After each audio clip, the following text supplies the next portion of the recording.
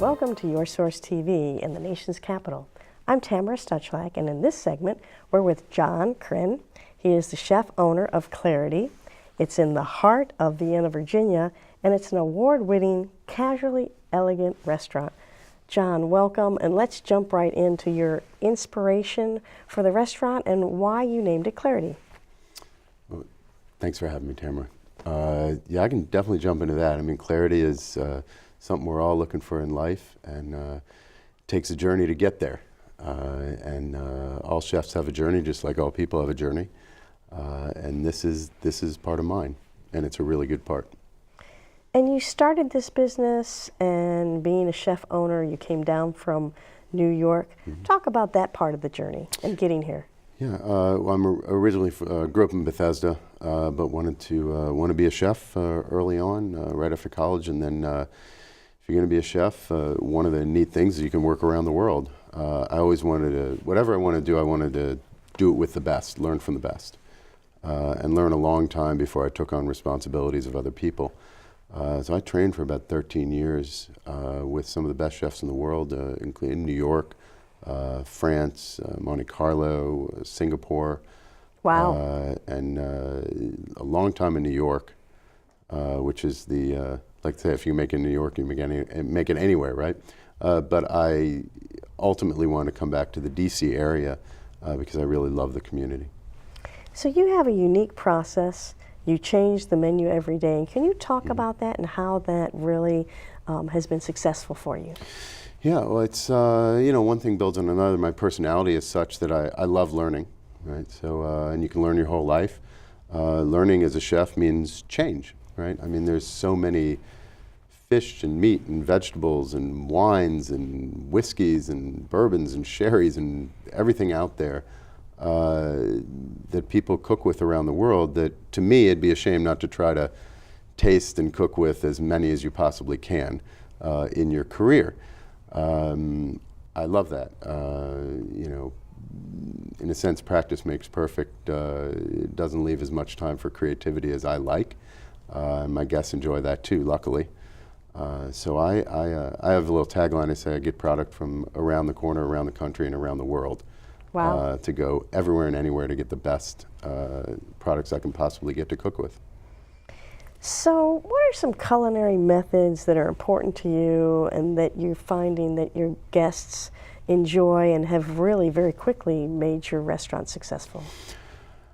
I think people can feel freshness just like they can feel passion in what you do. People tend to say to me, I can feel the passion in your cooking.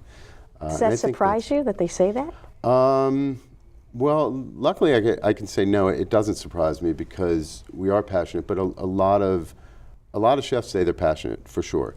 I'm lucky enough to set up a situation where the vibe is contagious And how do you do that? Well, one is an open kitchen. I'm an open person. I like people. And to me, a restaurant, a complete restaurant, is food, drinks, and people. 2 out of 3 isn't enough. So when you're going to combine those 3, open yourself up. Open that kitchen, in a sense, an open floor plan. I mean, offices are changing and doing that all around the world. Yes. So I guess it points to the way certain people like to communicate and gather. And people like to gather in restaurants and sort of be a part of a community. So the open floor plan really helps. And describe that. So the kitchen, they're completely open. I mean, if I'm cooking for you at my kitchen counter, we're this far away, even closer. And I'm cooking dishes for you that I just created just for you. Maybe we'll talk about something you like, and I'll go create a dish. The vibe that we're having together while I'm cooking for you and we're interacting, which to me is just part of a meal, just like when you're at home or you throw a party. A restaurant should be no different. That is contagious. The person next to you, the couple next to you feels that. Even the couple 30 feet away in the dining room is going to feel it. People walk into Clarity and they feel the excitement, and they come to me and they say, and I talk to almost everybody, and they say, something feels really, really good here. I can't put my finger on it, but it's really good. And that's before they've eaten. And I say, well, you'll see, you know. And so what were some of those design elements in addition to this open concept? It's fun when you go, say, to the West Village in New York, and it's different than Midtown. Okay, so why is it different than Midtown? Because the restaurants in the West Village are long and thin, right? Sort of like an airplane, sort of hugs you, right? Well, Clarity is set up that way on like purpose. A galley also. kitchen. It's a little bit like a galley, right? So when you walk in, I feel like you're in the West Village, which is a cozy place to be. And I worked in New York for a long time, so that's neat. That's another element. So if you have an open kitchen, and the logistics sort of hug you, and I have some private dining rooms, but they all have glass and they look right into the kitchen. Everyone feels accessible, and I think that's really important. Talk about the engagement that you have with your staff and what you create together. Mm-hmm. Well, another thing that the openness creates, you know, I love working with people. I've a pretty good amount of people working for me. They're all young and energetic. When they do a great job, which is all the time, I see it. You know, you like when your boss sees that you do a good job, right? I see interactions they have, so because we're not hidden. Just like you like when your mom and dad see you do something good too, right? So when they do something that I need to correct, I do that, and I have the ability to do that too because we're very close to each other, and there's no walls separating us. And I'm happy all the time, right? So if I'm happy, it helps them be happy. And what's one of your mottos with your staff? Well, our big motto that we talk about all the time is we want to be the best part of everybody's day, including our own. How delightful. And to each other. Well, it's actually from my grandfather. Oh. My grandfather and I had, both my grandfathers, but particularly one had a very close relationship. He had, in the Midwest, they're from St. Louis and Chicago, and I would go around with him to his businesses, and he never said it, but everyone that he came in contact with, it felt like he was the best part of their day, and I never forgot it. And when I opened my own business, exactly what I told my staff. So talk about your culinary vision and your unique way of creating dishes. Mm-hmm. Well, first you start with the best products you possibly get. I mean, we're in Northern Virginia, in Vienna, and my parking lot looks like a FedEx shipping hub out of Memphis every morning because there are literally 8 or 9 trucks coming in there with box after box. And what would a normal restaurant have? I don't know. They might have trucks, but they wouldn't be carrying the same type of stuff. I mean, these are coming from anywhere from Oregon. I mean, just today, Oregon, Japan, California, Texas, Massachusetts, and Australia. Wow. I mean, it's amazing. And that adds to the excitement. And plus, when the weather is applicable, you have amazing farmers markets and farms all over Northern Virginia, and I work with a lot of local butchers, fishermen, and vegetable growers all over the Mid-Atlantic area. So you studied in France, New York, and D.C. Which school did you learn the most from, and why? Or is that an unfair question? No, it's actually a really good question.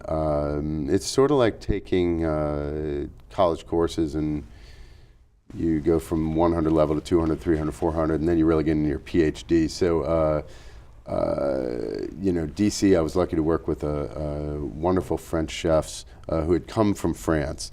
And what they did, I mean, I knew nothing, but they prepared me for the, quite intense and challenging learning situations in a French kitchen. So they toughened me up.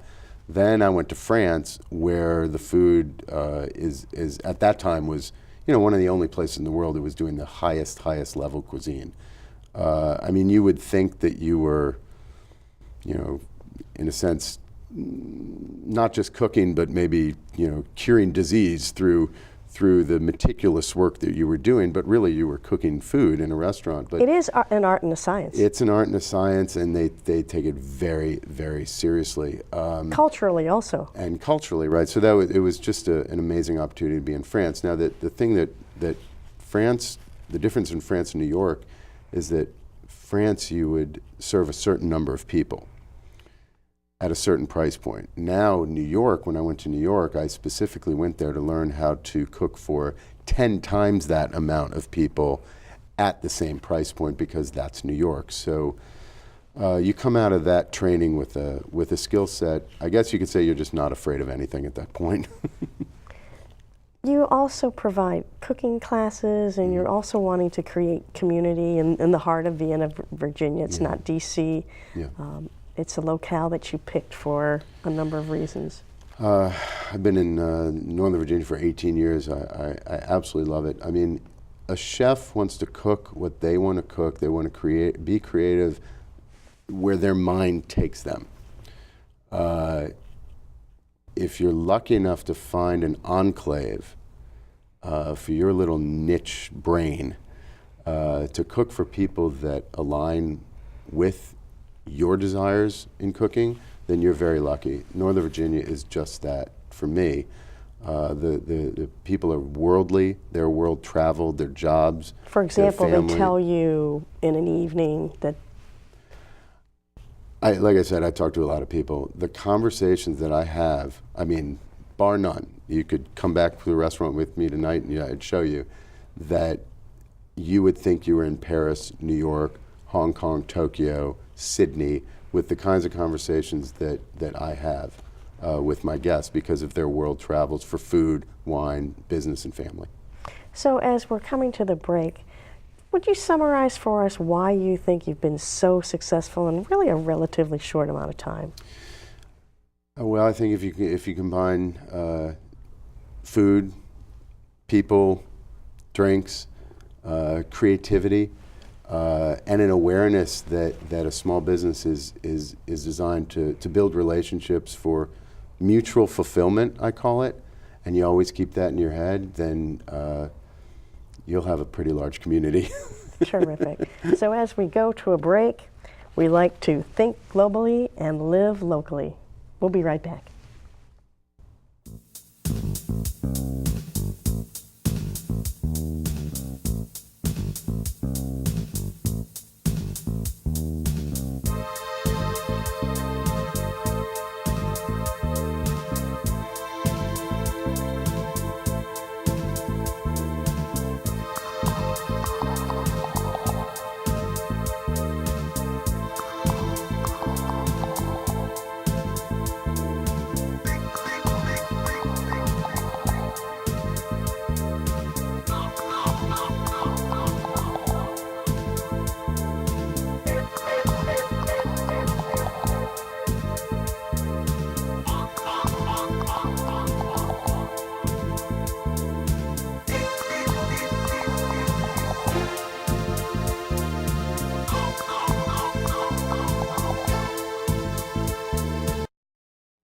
Welcome back